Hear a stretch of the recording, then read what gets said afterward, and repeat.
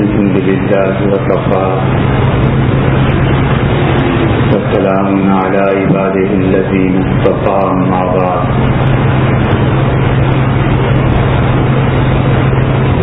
اللہ تعالی نے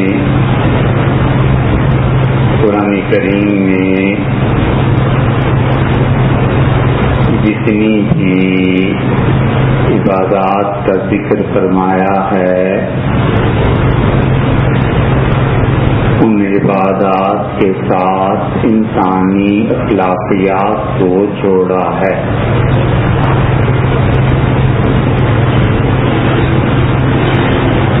رمضان المبارک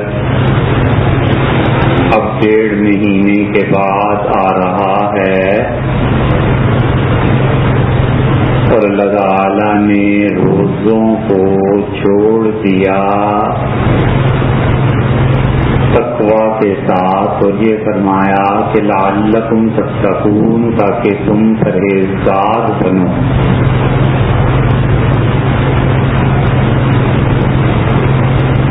ایسے ہی حج کا ذکر فرمایا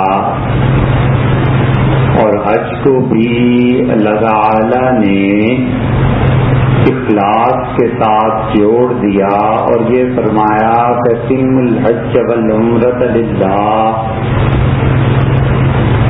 لوگوں حج اور عمرے کو پورا کرو صرف اور صرف اللہ کے لیے۔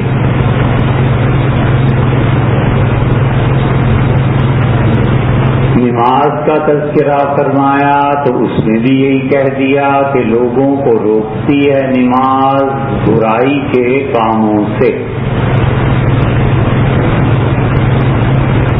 اس کا مطلب یہ ہے کہ تمام عبادات کی بنیاد یا تو انسانی اخلاقیات ہیں اور یا پھر یہ کہ انسانی اخلاقیات جتنے اچھے ہوں عبادات اتنی اچھی ہوتی ہیں۔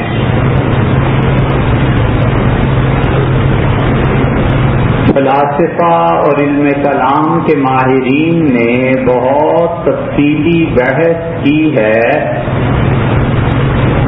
کہ اصل چیز کیا ہے، انسانی اخلاقیات یا عبادات۔ عبادات سے اخلاقیات بنتی ہیں یا اخلاقیات سے عبادات بنتی ہیں؟ اور کئی لوگوں نے اس موضوع کو اتنا الجھا دیا ہے کہ جیسے مرغی اور انڈا کے پہلے کیا چیز تھی۔ اور امر واقعہ یہ ہے کہ انسانی اخلاقیات جتنی بنتی ہیں انسان کی عبادتوں پر اتنا ہی اثر پڑتا ہے۔ آپ فرض کر لیں کہ ایک آدمی کی طبیعت میں استغنا پیدا ہو جائے، بے نیازی پیدا ہو جائے اور وہ اللہ کے علاوہ ہر چیز اس کی نفی کرتا رہے، تو ایک دن یہ چیز آتی ہے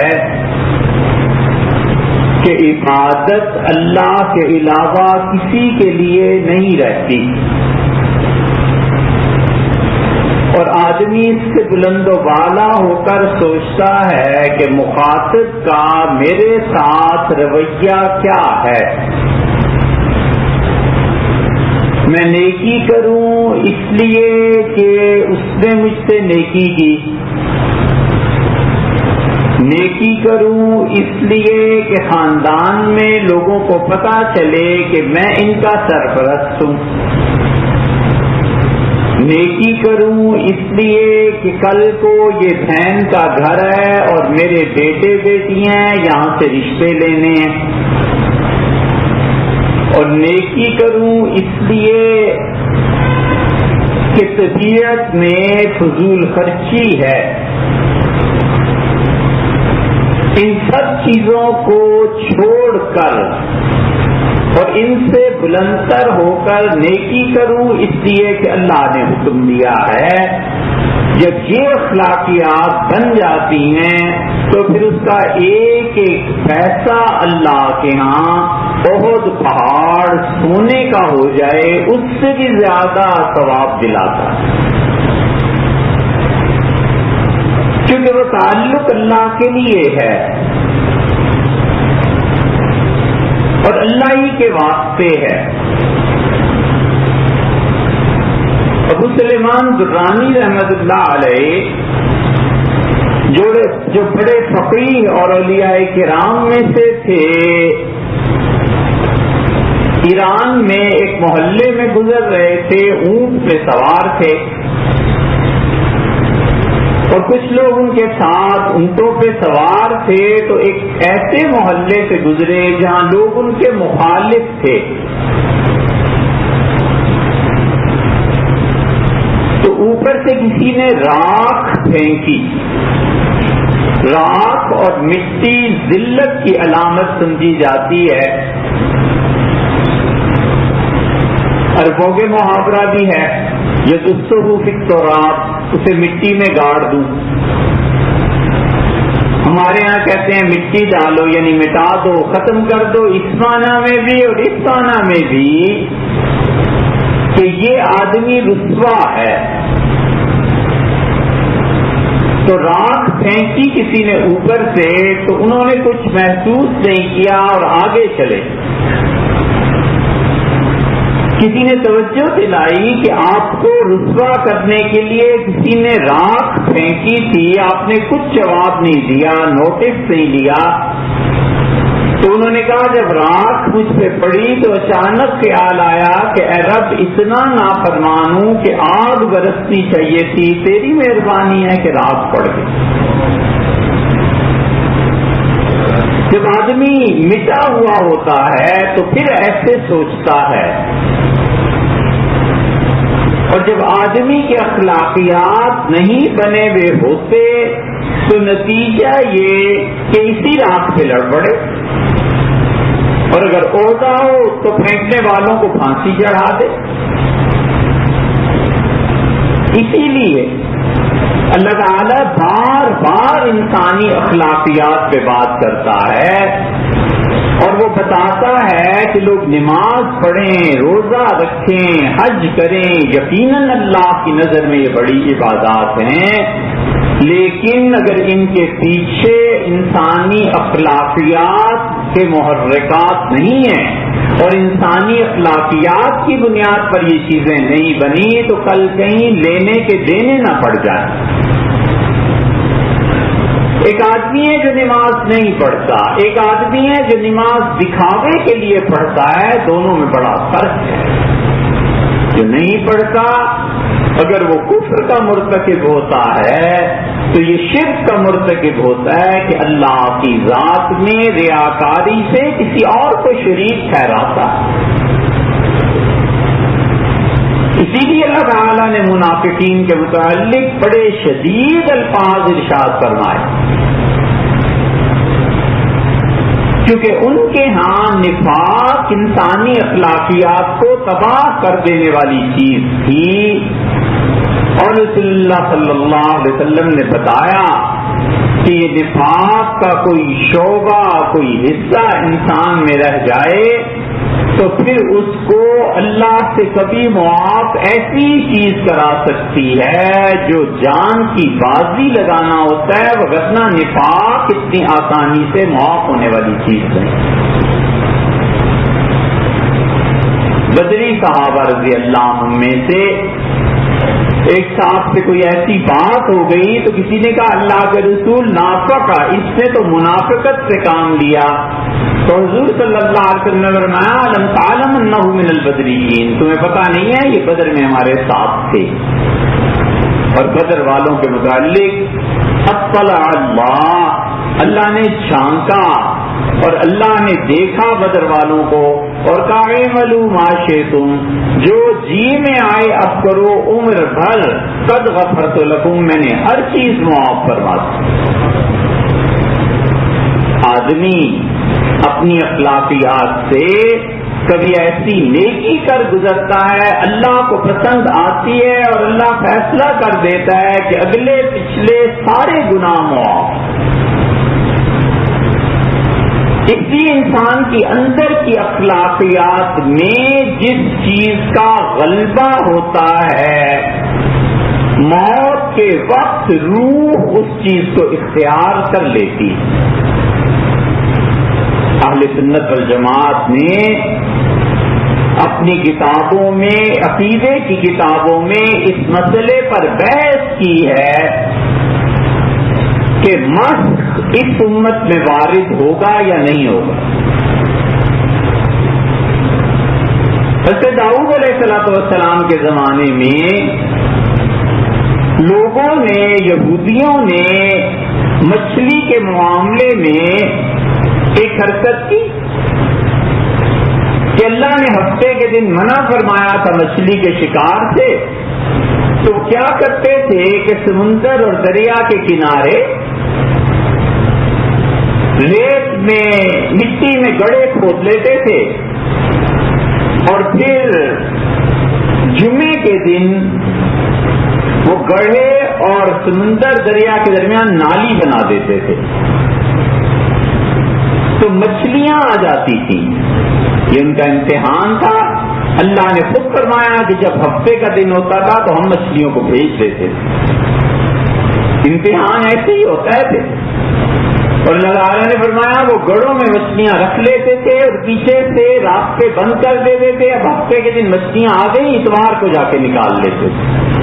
کہتے تھے ہفتے کے دن تو شکار نہیں نہ کیا، یہ تو اتوار کا ہے. اللہ تعالیٰ نے فرمایا ہم نے انہیں سزا دی اور قرآن نے 2 مرتبہ یہ کہا ہے کہ وَجَعَلَ مِنْهُمُ الْقِرَدَةَ، اور ہم نے انہیں بندر بنا دیا اور سور بنا دیا. اور رسول اللہ صلی اللہ علیہ وسلم نے فرمایا 3 دن کے بعد وہ نسل ختم ہو گئی. یہ جو بندر تم دیکھتے ہو یہ تو پہلے سے چلے آ رہے ہیں، سور بھی پہلے سے چلا آ رہا ہے. اس امت میں مسخ وارد ہوگا یا نہیں، لوگوں کی شکلیں تبدیل کی جائیں گی یا نہیں. حدیث میں ایک جگہ صراحت آئی ہے، پھر دوسرے مقام پہ، پھر تیسرے مقام پہ. ایک جگہ تو حضور صلی اللہ علیہ وسلم نے فرمایا کہ میں نے اللہ سے 3 دعائیں مانگی اور اللہ نے قبول فرما لی 2. میں نے اللہ تعالیٰ سے عرض کیا کہ اے رب میری پوری امت کو قحط سے ہلاک نہ کر دیا جائے، پوری امت میں کھانے پینے کی کوئی چیز ہی باقی نہ رہے جیسے پچھلی امتوں میں ہوا. تو اللہ تعالیٰ نے مجھ سے فرمایا کہ ٹھیک ہے آپ کی پوری امت قحط سے نہیں مٹا دیں گے. دوسری چیز جس کا مجھے خوف تھا کہ میری امت وہ کرتوت کرے کہ ان کے چہرے مست ہو جائیں. میں نے اللہ سے دعا مانگی تو اللہ نے فرمایا اچھا ان کے چہرے بھی مست نہیں کریں. اور تیسری چیز میں نے عرض کی کہ اللہ انہیں اتفاق دے دے تو اللہ تعالیٰ نے فرمایا یہ نہیں ہو سکتا، ایک دوسرے کو مارنے کاٹنے کے لیے یہ خود ہی کافی ہے. دوسری حدیث میں آتا ہے حضور صلی اللہ علیہ وسلم قیامت کے قریب میں ایک جگہ ایسا واقعہ پیش آئے گا اور آپ نے فرمایا لوگ ناچ گانا دیکھنے میں مصروف ہوں گے اور شاید یہ بھی فرمایا کہ وہ شراب پیئیں گے اور وہ جب اٹھ کے دروازے کھول کے اپنے اپنے گھروں کو جانے لگیں گے تو وہ گھروں کو پہنچیں گے تو ان میں سے کوئی کتا اور کوئی سور بن چکا ہو. وہ اللہ کی ایسی شدید نافرمانی ہوگی کہ خدا ان کی شکل بگاڑ دے گا مگر کچھ لوگوں کی. اور تیسری جگہ جو آئی ہے وہ بحث کی ہے اہل سنت والجماعت کے علماء نے کہ کیا اس امت پر مسخ وارد ہوگا، تو وہ کہتے ہیں مجموعی اعتبار سے تو نہیں ہوگا. حدیث میں آ گیا پہلی حدیث. پھر وہ کہتے ہیں کہ البتہ روح مسخ ہو جاتی ہے. ملا قدر الدین شیرازی نے بہت بڑے آدمی، لوگوں نے فلسفہ پڑھنا چھوڑ دیا، منطق پڑھنا چھوڑ دی، اور اسی طرح اسلام میں جو حکمت کے علوم تھے لوگوں نے وہ پڑھنے چھوڑ دیے. بہت زیادہ قرآن پاک کا ترجمہ پڑھ لیا، حدیث شریف کی کوئی کتاب ترجمے میں دیکھ لی، مگر جب سے فارسی سے انقطاع ہوا ہے امت کا 1000 سال کا علم، اور اگر اس سے بھی بڑھ کر کہیں تو 1300 سال کا علم امت نے ڈبو دیا. نہ کوئی فارسی پڑھے، نہ کسی کو سمجھ آئے کہ کتابوں میں لکھا کیا ہے. ملا صدر الدین شیرازی اور دانی اور علامہ طوسی، محقق طوسی، یہ وہ لوگ تھے قیامت تک امت پر جن کو فخر رہے گا، اور بنیادی طور پر الجبرا اور میتھمیٹکس میں جو انہوں نے کام کیا ہے، اب تک ان کی کتابیں الماریوں میں، ان کے قلمی نسخے پڑے ہوئے ہیں عالم اسلام میں.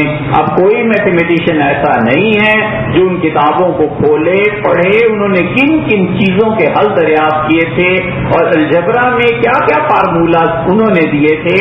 اس لیے کہ جو میتھمیٹیشین آج کا ہے میتھمیٹکس جانتا ہے، عربی نہیں جانتا، وہ عربی میں سارا کچھ لکھا ہوا ہے تو درمیان کا رابطہ نہیں ہے، زبان کی وجہ سے منقطع.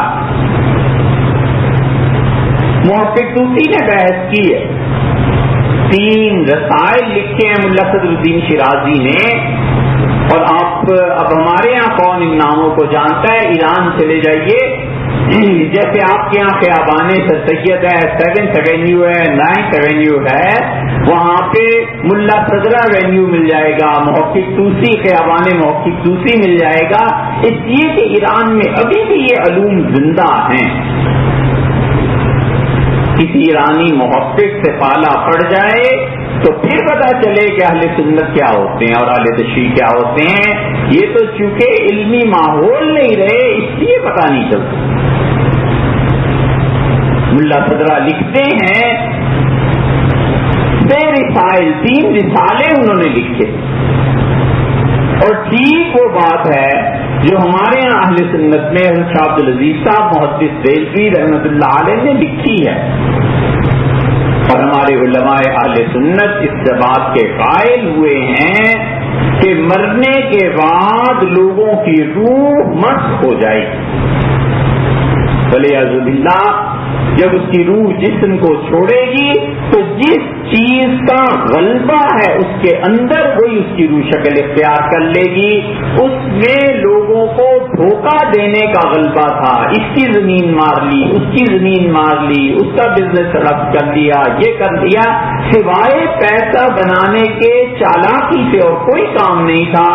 کہا کہتے ہیں چالاکی سے جو پیسہ لوگوں کا ظلم سے وصول کرتا رہا، مرتے ہی اس کی روح بندر کی صورت میں تبدیل کر دی جاتی ہے، کیونکہ بندر جیسی حرکتیں عمر بھر کرتا ہے. اس لیے قیامت میں یہ آدمی نہیں بندر کی صورت میں اٹھایا جائے گا. ایک آدمی پر شہوت کا غلبہ، نفسانی خواہشات کا، اور معاذ اللہ وہ منہ کالا کرتا ہے. ملا شیرازی نے حضرت شاہ عبدالعزیز صاحب رحمۃ اللہ نے لکھا ہے کہ موت کے بعد اس کی صورت کو مرغے سے یا پھر سور سے تبدیل کر دیا جائے گا، کیونکہ مرغے کی بھی یہی حرکتیں ہوتی ہیں اور سور کی بھی یہی حرکتیں ہوتی ہیں. پھر وہ کہتے ہیں کہ اگر کسی انسان میں اس گندگی کے ساتھ پیٹ کی گندگی بھی جمع ہو گئی، یعنی اسے کھانے پینے کی بھی لالچ تھی اور حرام کام کرنے کی بھی لالچ تھی، دونوں جمع ہو گئی، تو اس کی روح کو کتے کی صورت میں تبدیل کر کے چھوڑ دیں گے تاکہ وہ جہنم میں اپنے عذاب کو بھگتے. یہ روح کا مسخ ہوگا. جسم پڑا ہے، دفن کر رہے ہیں، جنازہ پڑھ رہے ہیں، وہ انسان ہی ہے بظاہر، لیکن روح کا مسخ ہو جائے گا. روح میں جو گندگی غالب تھی وہ روح ایسی ہو جائے گی. اسی لیے اللہ فرماتا ہے وَإِذَا الْوُحُوشُ حُشِرَتْ، اور قیامت میں جب جانور جمع کر لیے جائیں گے تو جانوروں کا کیا حساب و کتاب ہے؟ کچھ بھی. اس میں بعض مفسرین کہتے ہیں کہ یہاں جانوروں سے مراد وہ انسان نما جانور ہیں جن کے اندر کی روح جانوروں جیسی تھی، اور ظاہر میں انسان سے قیامت میں اللہ کہتا ہے عذاب کے لیے ہم انہیں جمع کر دیں. کبر نفس میں مبتلا ہے، یعنی اس کے اندر یہ بات سمائی ہوئی ہے کہ مجھ جیسا دنیا میں کوئی نہیں. حضور اقدس صلی اللہ علیہ وسلم کو کہتے تھے نا کفار، اللہ نے فرمایا وقال الذین لا یرجون لقاءنا، اور وہ لوگ جنہیں قیامت میں ہمارے سامنے پیش ہونے کی کوئی فکر اور ڈر نہیں ہے، کہتے ہیں لولا انزل علینا الملائکہ، کیوں ہم پہ بھی فرشتے نہیں آتے؟ محمد صلی اللہ علیہ وسلم میں کیا خصوصیت ہے؟ اس کے بعد جبریل آئے، فرشتے آئے اور ہم پہ نہیں آتے؟ او نرا ربنا، ہم اپنے رب کو کیوں نہیں دیکھ سکتے؟ ہم میں کوئی کمی ہے؟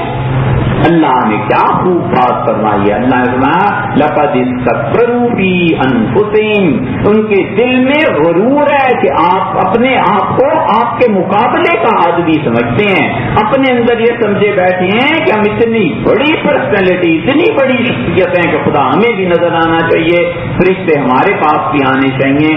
اللہ نے فرمایا فوت کبیرہ، اور یہ لوگ بہت بڑی گمراہی میں پڑ گئے. یہ کبر نفس جو ہے اگر کسی انسان میں پایا جائے تو روح سور کی شکل میں تبدیل ہو جائے گی.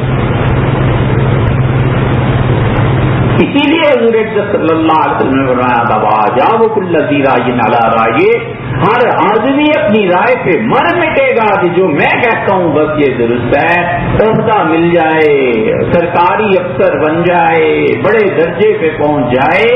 یہ کبر نفس کی بیماری پیدا ہو جاتی ہے کہ میرے کلرک، میرے سبارڈینیٹ کچھ نہیں، میں ہی سب کچھ ہوں. یہ اپنے آپ کو جو اندر سے بڑا سمجھتا ہے، اللہ کے ہاں اس کا حساب ہوگا. اور خدا نہ خواستہ ولیعذ باللہ اگر موت تک اس غصے کی اصلاح نہ ہوئی اور غصہ شدید رہا اور اس پہ قابو نہ پایا جا سکا تو ایسے شخص کی روح شیر اور چیتے کی شکل میں مست کر دی جائے گی. یہ سب کچھ اہل سنت والجماعت نے خاص طور پہ ہمارے شاہ ولی اللہ شاہ عبد العزیز صاحب رحمۃ اللہ علیہ نے کتابوں میں لکھا ہے. یہ سب سوچنے کی چیزیں ہیں کہ ہم اپنے اخلاقیات کو کہاں لے جا رہے ہیں. دنیا سے محبت کیوں نہیں ہم اس پہ قابو پاتے؟ اللہ کی نافرمانی سے نفرت کیوں نہیں ہمارے دل میں پیدا ہوتی؟